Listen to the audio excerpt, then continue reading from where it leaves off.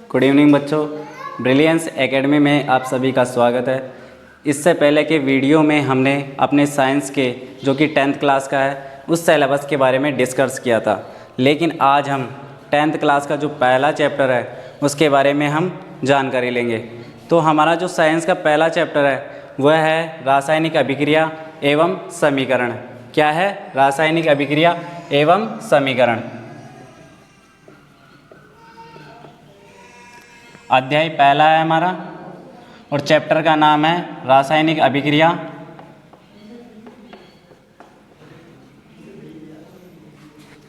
रासायनिक अभिक्रियाएं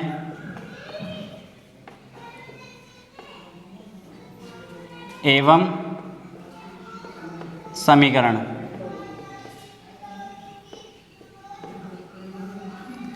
हमारे चैप्टर का नाम है रासायनिक अभिक्रिया एवं समीकरण। सबसे पहले तो हम रासायनिक अभिक्रिया ये क्या होती है इसके बारे में जानेंगे। उसके बाद में हमें ये जानना है कि ये जो समीकरण होते हैं ये क्या होते हैं। हमने मैथमेटिक्स में तो पढ़ा है कि गणितीय समीकरण होते हैं, लेकिन केमिस्ट्री में कौन से रासायनिक समीकरण होंगे इनके बारे में भी हमें जानकारी लेनी है। तो सबसे पहले बात आती है रासायनिक अभिक्रिया। रासायनिक अभिक्रिया क्या होती है? जैसे कि एग्जाम्पल के लिए हम लेते हैं मैग्नीशियम। अगर मैग्नीशियम को ऑक्सीजन की उपस्थिति में जलाया जाए तो हमें कुछ ना कुछ तो मिलेगा। अगर मैग्नीशियम ऑक्सीजन की उपस्थिति में जलता है तो हमें क्या मिलेगा? मैग्नीशियम का ऑक्साइड। इसका मतलब ये जो रासायनिक अभिक्रिया है इसमें क्या होगा? पदार्थ के भौतिक गुण भी चेंज हो जाएंगे और रासायनिक गुण भी। अर्थात इसमें जो पदार्थ होगा उसके आकार में भी परिवर्तन होगा, उसके रंग में भी परिवर्तन होगा। ठीक है। अगर कोई गैस निकलती है तो गैस में भी बदलाव होगा, अर्थात वो जो गैस निकलेगी वो बाहर निकल जाएगी। तो बात आती है रासायनिक अभिक्रिया। रासायनिक अभिक्रिया आप सभी को साथ के साथ नोट करते जाना है। आप सभी को साथ के साथ नोट करते जाना है। रासायनिक अभिक्रिया इसका मतलब ये है कि एक ऐसी अभिक्रिया जिसमें पदार्थ के भौतिक गुणों के साथ साथ रासायनिक गुणों में भी परिवर्तन होता है। अर्थात ऐसी रासायनिक अभिक्रिया जिसमें भौतिक गुण तो चेंज होंगे पदार्थ के, साथ ही साथ कौन से गुण चेंज होंगे? रासायनिक। तो ऐसी अभिक्रिया को क्या कहेंगे हम? रासायनिक अभिक्रिया। अर्थात इसका मतलब क्या है कि हम लिख सकते हैं ऐसी अभिक्रिया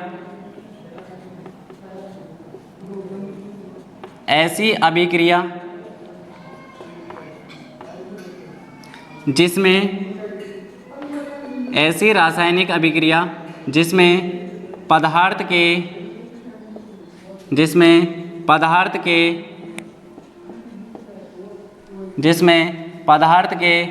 भौतिक गुणों के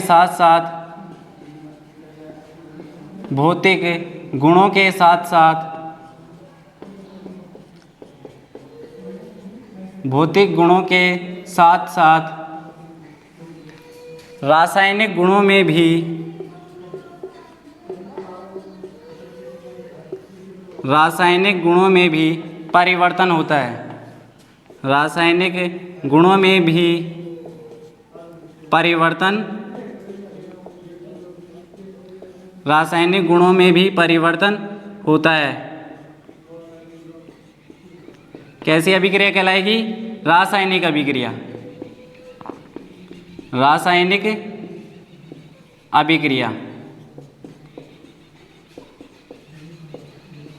रासायनिक अभिक्रिया कहलाती है।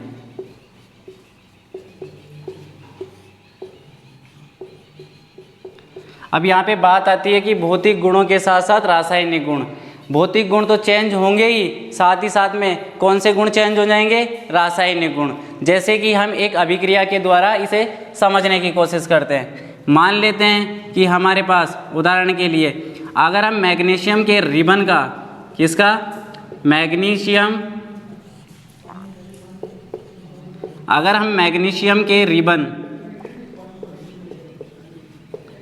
मैग्नीशियम के रिबन इसका मतलब ये है कि यहाँ पे कौन सी धातु होगी? मैग्नीशियम।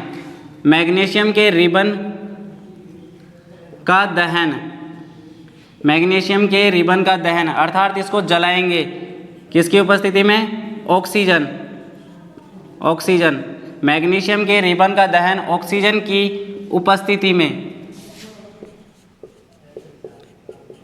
मैग्नीशियम का दहन ऑक्सीजन की उपस्थिति में कराने पर क्या होगा, हमें मैग्नीशियम ऑक्साइड प्राप्त होगा। क्या होगा, कराने पर हमें मैग्नीशियम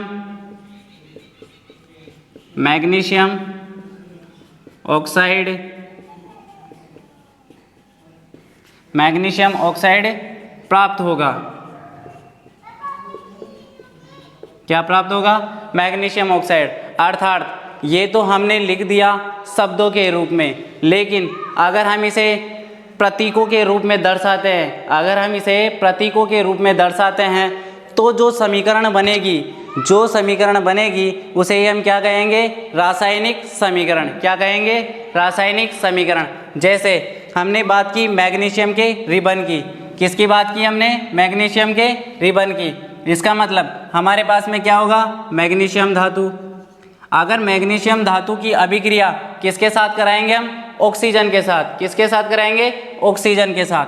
अगर मैग्नीशियम धातु ऑक्सीजन के साथ क्रिया करेगी तो क्या मिलेगा हमें, मैग्नीशियम धातु का ऑक्साइड।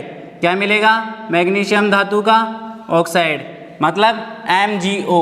अब देखो यहाँ पे Mg कितना है, 1, और यहाँ पे कितना है, 1। ऑक्सीजन कितने हैं, 2, यहाँ पे कितना है, 1, इसलिए हम क्या करेंगे, 2 से मल्टीप्लाई। अब Mg हो गए 2, इसीलिए हम क्या करेंगे, 2 से मल्टीप्लाई। तो यहाँ हमारे पास में ये क्या है, मैग्नीशियम धातु। क्या है ये, मैग्नीशियम धातु। और ये किसकी उपस्थिति में है, ऑक्सीजन। ऑक्सीजन की उपस्थिति में क्या हो रहा है, दहन। हमें क्या मिल रहा है, मैग्नीशियम ऑक्साइड। क्या मिल रहा है, मैग्नीशियम ऑक्साइड। अब बात आती है ये मैग्नीशियम ऑक्साइड, यहाँ पे तो हमारे पास में धातु है। अब देखिए धातु है, धातु की प्रकृति अलग होगी, इसकी भौतिक अवस्था अलग होगी, इसके जो रासायनिक गुण होंगे वो अलग होंगे। लेकिन जैसे ही ये ऑक्सीजन के साथ क्रिया करेगा तो हमें मिलेगा मैग्नीशियम ऑक्साइड। और जो मैग्नीशियम ऑक्साइड है इसके भौतिक गुण भी चेंज हो जाएंगे, साथ ही साथ इसके कौन से गुण चेंज हो जाएंगे, रासायनिक गुण। तो अगर हम देखें तो यह रासायनिक अभिक्रिया क्या है, किसी पदार्थ के भौतिक गुणों में परिवर्तन के साथ साथ रासायनिक गुणों में परिवर्तन होना, क्या कहलाएगा, रासायनिक अभिक्रिया। यहाँ तक उतारो बच्चों, फिर इससे आगे हम बताते हैं।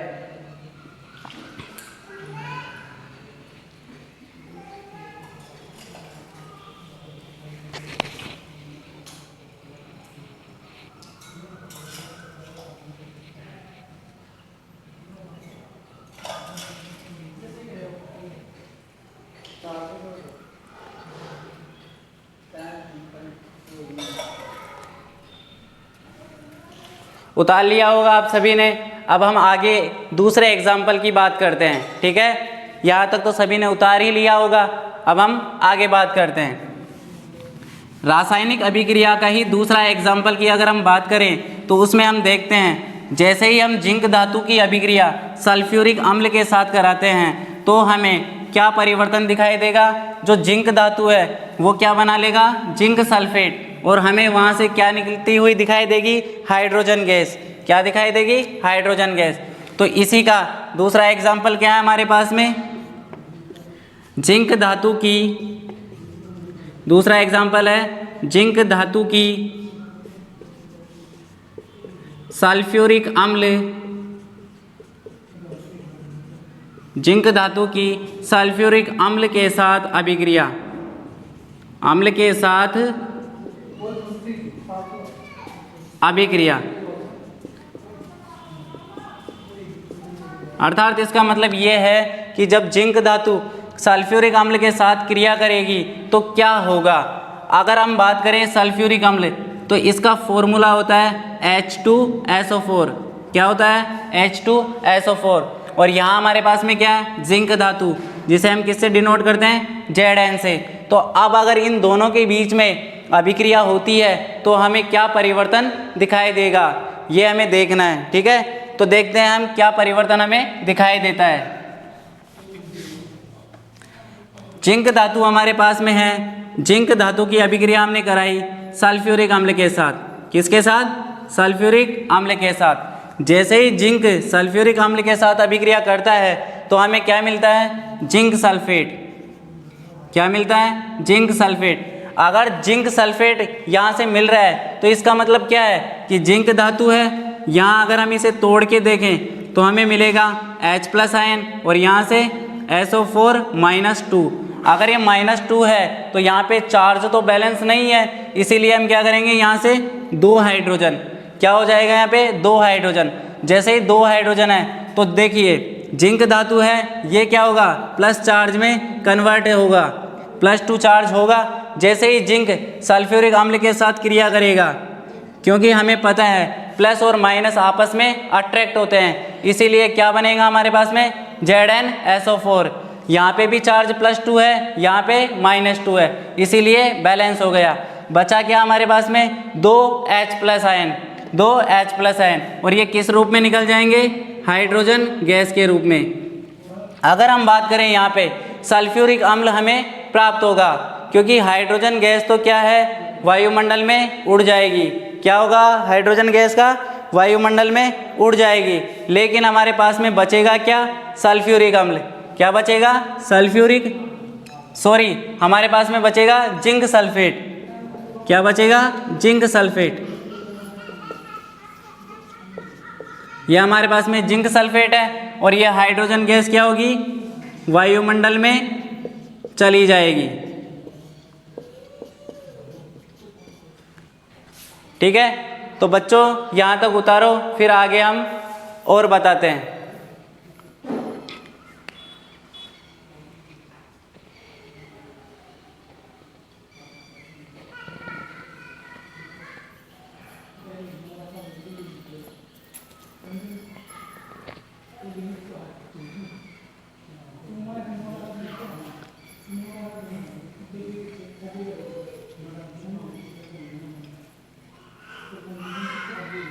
तो इस अभिक्रिया को नोट कर लिया होगा। ठीक है, अब हम आगे बढ़ते हैं। अब हमने यहाँ तक बात किया कि रासायनिक अभिक्रिया क्या होती है, रासायनिक अभिक्रिया में कौन कौन से गुणों में परिवर्तन होगा। अब हम बात करते हैं कि जब रासायनिक अभिक्रिया होती है तो उस अभिक्रिया के दौरान कौन कौन से हमें प्रभाव देखने को मिलते हैं। आखिर रासायनिक अभिक्रिया हो रही है तो उस दौरान क्या क्या चेंजेस आ सकते हैं, अर्थात परिवर्तन भी आएंगे और प्रभाव भी देखने को मिलेंगे। रासायनिक अभिक्रिया को प्रदर्शित करने का या करने वाले प्रभाव, रासायनिक अभिक्रिया को प्रदर्शित करने वाले प्रभाव कौन कौन से हैं? रासायनिक अभिक्रिया को प्रदर्शित, रासायनिक अभिक्रिया को प्रदर्शित करने वाले प्रभाव।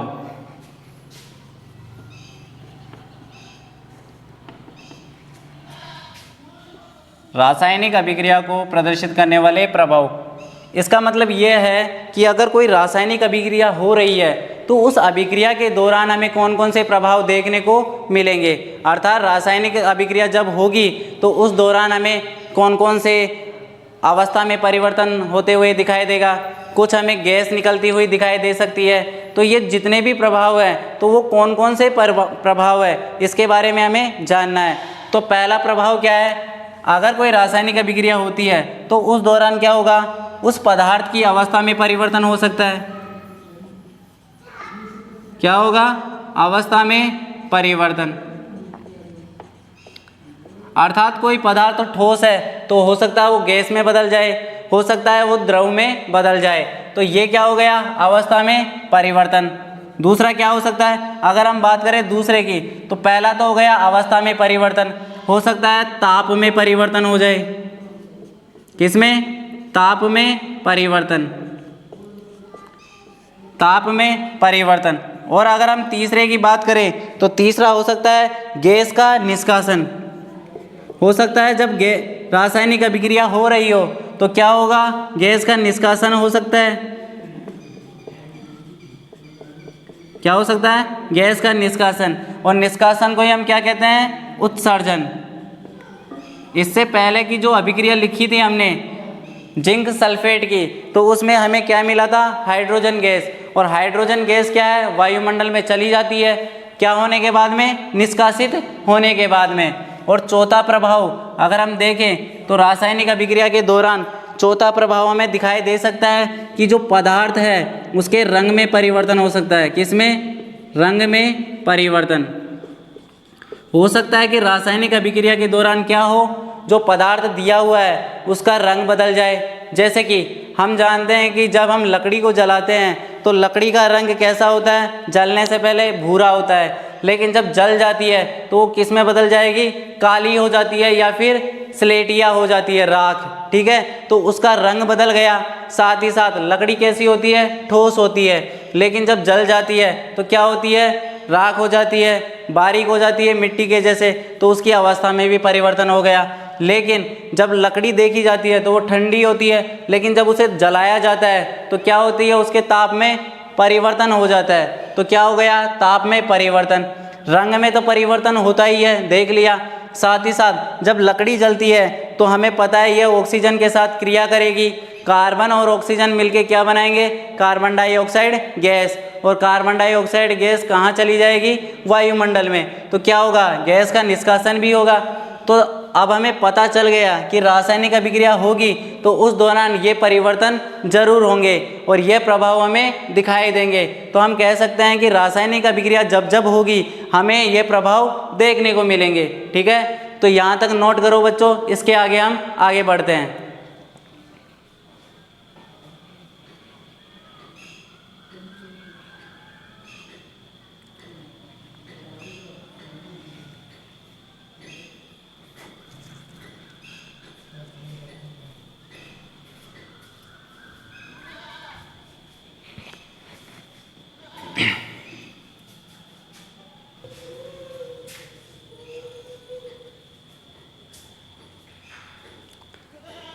तो उतार लिया होगा बच्चों आपने। ठीक है, अब हम आगे बढ़ते हैं। अब हम बात करेंगे कि रासायनिक अभिक्रिया जो हो रही है उसको हम समीकरण के रूप में कैसे दर्शाते हैं। देखिए, साथ ही साथ जब हम रासायनिक समीकरण दर्शाते हैं तो इम्पोर्टेंट बात यह भी हो जाती है कि जो रासायनिक समीकरण है वो संतुलित होनी चाहिए। कैसी होनी चाहिए? संतुलित होनी चाहिए। तो अब हम बात करेंगे संतुलित रासायनिक अभिक्रिया। किसकी बात करेंगे? संतुलित रासायनिक अभिक्रिया। संतुलित रासायनिक अभिक्रिया। संतुलित रासायनिक अभिक्रिया। अब सबसे पहले बात यह आती है कि जो रासायनिक अभिक्रिया है उसके संतुलित होने का मतलब क्या है? संतुलित होने का मतलब यह है कि यदि कोई रासायनिक अभिक्रिया है तो उसमें उपस्थित जो परमाणु है उन परमाणुओं की संख्या अभिक्रिया में भाग लेने से पहले और अभिक्रिया के पश्चात प्राप्त होने वाले उत्पादों में जो उपस्थित परमाणु हैं उनकी संख्या क्या होनी चाहिए? समान होनी चाहिए। अर्थात अगर कोई परमाणु है वह रासायनिक अभिक्रिया से पहले उसकी संख्या अगर 2 है तो रासायनिक अभिक्रिया के संपन्न हो जाने के बाद भी जो उत्पाद प्राप्त होगा उसमें भी परमाणुओं की संख्या कितनी होनी चाहिए?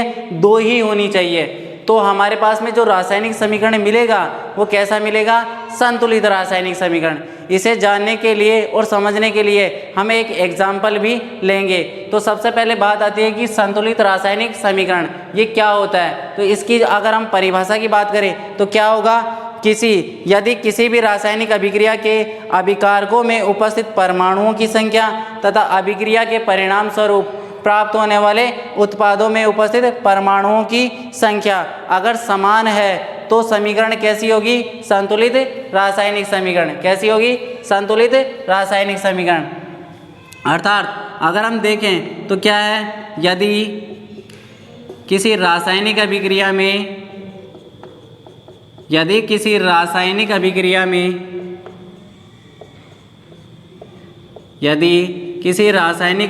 में भाग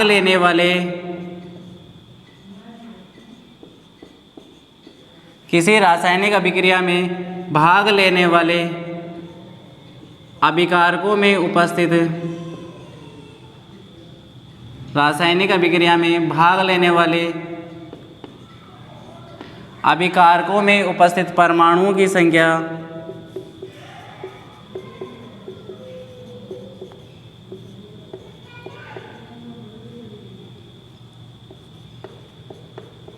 अभिकारकों में उपस्थित परमाणुओं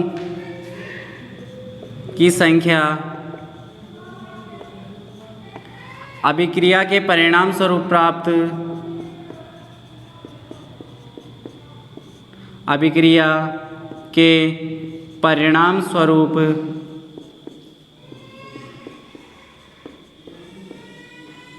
अभिक्रिया के परिणाम स्वरूप प्राप्त उत्पादों में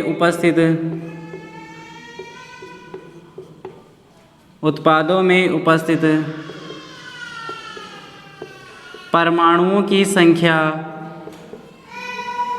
अभिक्रिया के परिणाम स्वरूप प्राप्त उत्पादों में उपस्थित परमाणुओं की संख्या कैसी होनी चाहिए? समान। उपस्थित संख्या समान हो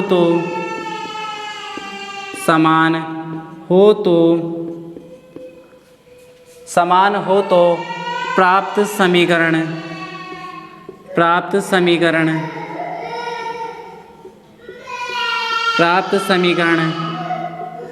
कैसा होगा? संतुलित रासायनिक समीकरण।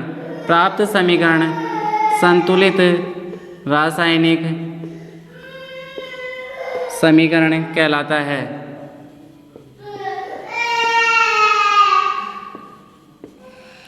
संतुलित रासायनिक समीकरण कहलाता है। अगर हमें किसी एग्जाम्पल लेकर देखें तो हम एग्जाम्पल के लिए ले सकते हैं। देखिए, अगर हम एग्जाम्पल की बात करें तो एग्जाम्पल के लिए अगर हम जिंक धातु की अभिक्रिया सल्फ्यूरिक अम्ल के साथ कराते हैं, अगर हम जिंक धातु की अभिक्रिया सल्फ्यूरिक अम्ल के साथ कराते हैं तो हमें क्या क्या मिलेगा? जिंक धातु क्या करेगा? सल्फेट आयन के साथ जुड़कर क्या बनाएगा? Zinc sulphate. और हमें क्या मिलेगी साथ में? Hydrogen gas. क्या मिलेगी? Hydrogen gas. देखिए, अगर हम जिंक धातु लेते हैं, क्या लेते हैं? जिंक धातु। इसकी अभिक्रिया किसके साथ कराते हैं हम? सल्फ्यूरिक अम्ल के साथ। किसके साथ कराते हैं? सल्फ्यूरिक अम्ल के साथ। जैसे ही जिंक धातु सल्फ्यूरिक अम्ल के साथ अभिक्रिया करता है तो क्या होगा? अभी हमने इससे पहले की अभिक्रिया में देखा था कि जिंक धातु सल्फेट आयन के साथ जुड़कर जिंक सल्फेट बनाता है। क्या बनाता है? Zinc sulphate, ZnSO4। और साथ में क्या मिलता है हमें? H2। क्या मिलता है हमें? Hydrogen gas. अगर हम देखें यहाँ पे तो क्या ये संतुलित रासायनिक समीकरण है? तो हम इसकी जांच करते हैं। हमने लिखा है किसी रासायनिक अभिक्रिया में भाग लेने वाले अभिकारकों में उपस्थित परमाणुओं की संख्या। अब हमें पता है अभिक्रिया में कौन कौन भाग ले रहा है? जिंक धातु और सल्फ्यूरिक अम्ल। कौन कौन? जिंक धातु और सल्फ्यूरिक अम्ल। तो ये दोनों क्या कहलाएंगे? हमारे अभिकारक। क्या कहलाएंगे? ये अभिकारक। और जो अभिक्रिया हो रही है उसके परिणाम स्वरूप हमें क्या मिल रहा है? जिंक सल्फेट और हाइड्रोजन गैस। जिंक सल्फेट और हाइड्रोजन गैस, ये क्या कहलाएंगे? हमारे उत्पाद। क्या कहलाएंगे? उत्पाद। अब हमें देखना है क्या ये समीकरण संतुलित है? अगर संतुलित है तो हम कह देंगे कि दिया गया जो समीकरण है वो क्या है? संतुलित रासायनिक समीकरण। क्या है? संतुलित रासायनिक समीकरण। क्या हमारा? संतुलित रासायनिक समीकरण। संतुलित रासायनिक समीकरण। तो देखिए यहाँ पे क्या है? जिंक धातु। यहाँ पे 1 है, यहाँ पे कितना है? 1। यहाँ पे हाइड्रोजन गैस कितनी है? 2। तो यहाँ पे कितनी है? 2। यहाँ पे सल्फेट आयन कितना है? 1। यहाँ पे कितना है? 1। तो दोनों तरफ अगर हम देखें तो परमाणुओं की संख्या क्या है? समान है। इसीलिए दी गई जो समीकरण है वो कैसा है? संतुलित है। इसीलिए क्या है ये? संतुलित रासायनिक समीकरण। क्या है ये? संतुलित रासायनिक समीकरण। यहाँ तक आपको समझ में आ गया होगा। अब आप इसे नोट कीजिए, इससे आगे हम आगे बताते हैं।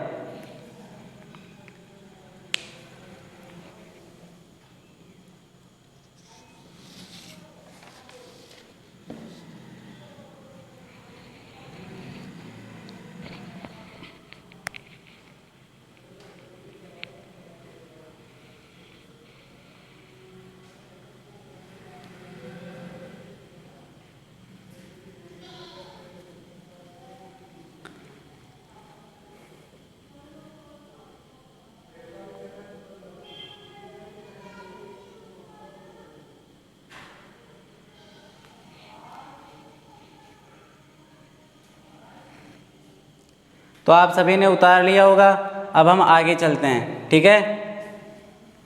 संतुलित रासायनिक समीकरण में ही अगर हम बात करें तो यहाँ पे 3 तरह के समीकरण हम बता सकते हैं, जिसमें एक तो शब्द समीकरण आएगा।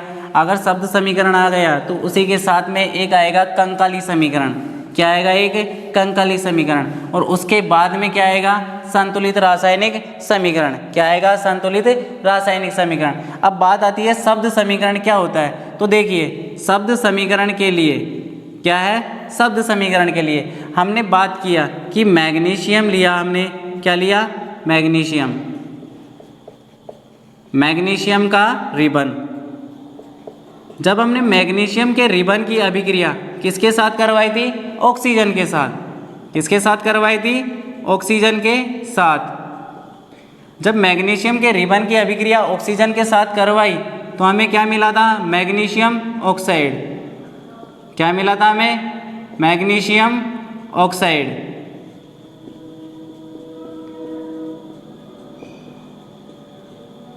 Magnesium oxide. तो देखिए हमने क्या किया, जो दी गई अभिक्रिया है उसको हमने किस रूप में लिखा है? यहाँ पे शब्दों के रूप में लिखा है। किस रूप में लिखा है? शब्दों के रूप में लिखा है। इसीलिए ये समीकरण कैसी है हमारी? शब्द समीकरण। कैसी है? शब्द समीकरण। ये समीकरण कैसी है? शब्द समीकरण। लेकिन अगर मैं इसे नॉर्मली देखूं तो क्या लिख सकता हूं? यहाँ पे हमारे पास है मैग्नीशियम। क्या है? मैग्नीशियम है। यहाँ पे हमारे पास क्या है? ऑक्सीजन है। क्या है? ऑक्सीजन है। हमने मैग्नीशियम की अभिक्रिया ऑक्सीजन के साथ कराई तो क्या मिलना चाहिए? Magnesium oxide. ये क्या हमारा? Magnesium oxide. तो देखिए यहाँ पे हमारे पास मैग्नीशियम है, यहाँ पे हमारे पास ऑक्सीजन है और यहाँ पे हमारे पास में मैग्नीशियम ऑक्साइड भी है। तो ये जो समीकरण मिल रहा है इसमें क्या मिल रहा है हमें? Magnesium, oxygen, magnesium oxide. तो ये जो समीकरण प्राप्त होगा, ये समीकरण देखिए यहाँ पे मैग्नीशियम की संख्या 1 है, यहाँ पे भी 1 है, लेकिन यहाँ ऑक्सीजन कितना है? 2 परमाणु है। यहाँ पे कितना है? 1 है। लेकिन ये जो समीकरण है इसे हम क्या कहेंगे? कंकाली समीकरण। क्या है ये? कंकाली। अर्थात ये तो केवल जो संतुलित रासायनिक समीकरण है उसका ढांचा है। क्या है ये? ढांचा। कंकाली समीकरण। क्या है ये? ढांचा है जिसे हम कंकाली समीकरण कहते हैं। लेकिन अगर इस कंकाल में हम पूरी तरीके से भर देते हैं, इसका मतलब इसे संतुलित कर देते हैं, तो हमें कौन सी समीकरण मिलेगी? संतुलित रासायनिक समीकरण। तो हमारे पास में जो समीकरण है Mg प्लस ऑक्सीजन, जैसे ही मैग्नीशियम धातु ऑक्सीजन के साथ क्रिया करेगी तो हमारे पास में क्या मिलेगा?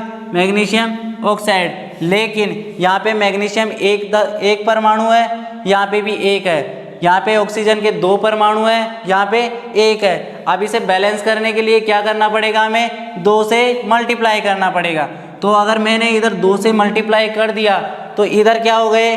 2 मैग्नीशियम और यहाँ पे 2 मैग्नीशियम, यहाँ पे 2 ऑक्सीजन, यहाँ कितने हो गए? 2 ऑक्सीजन। तो यानी कि परमाणुओं की संख्या क्या है? दोनों तरफ बराबर है। इसीलिए ये जो समीकरण है कैसी है? संतुलित रासायनिक समीकरण। कैसी है ये? संतुलित रासायनिक समीकरण।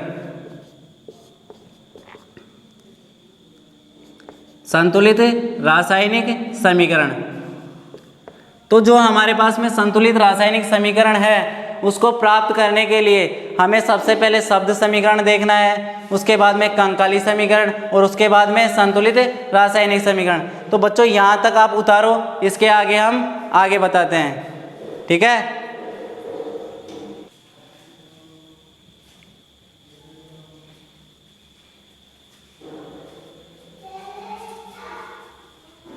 ठीक है बच्चों, आपने यहाँ तक उतार लिया होगा।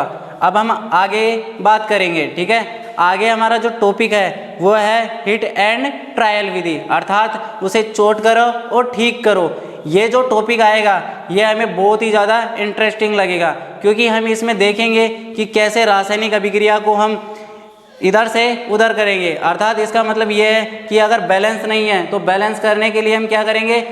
1 या 2 का मल्टीप्लाई करेंगे। हो सकता है कि हम अभिकारकों को संतुलित करें, हो सकता है उत्पादों को संतुलित करें, तभी तो जाके हमारी संतुलित रासायनिक अभिक्रिया प्राप्त होगी। ठीक है बच्चों, आज के लिए हम यहीं तक रखते हैं। इसके आगे हमारा नेक्स्ट वीडियो आएगा। इसके लिए आप ब्रिलियंस एकेडमी के चैनल को सब्सक्राइब करें और लाइक करें, क्योंकि अगली वीडियो आपको तभी मिल पाएगी जब आप इस चैनल को सब्सक्राइब करोगे, वरना नोटिफिकेशन नहीं मिल पाएगा और आप क्लास नहीं ले पाओगे।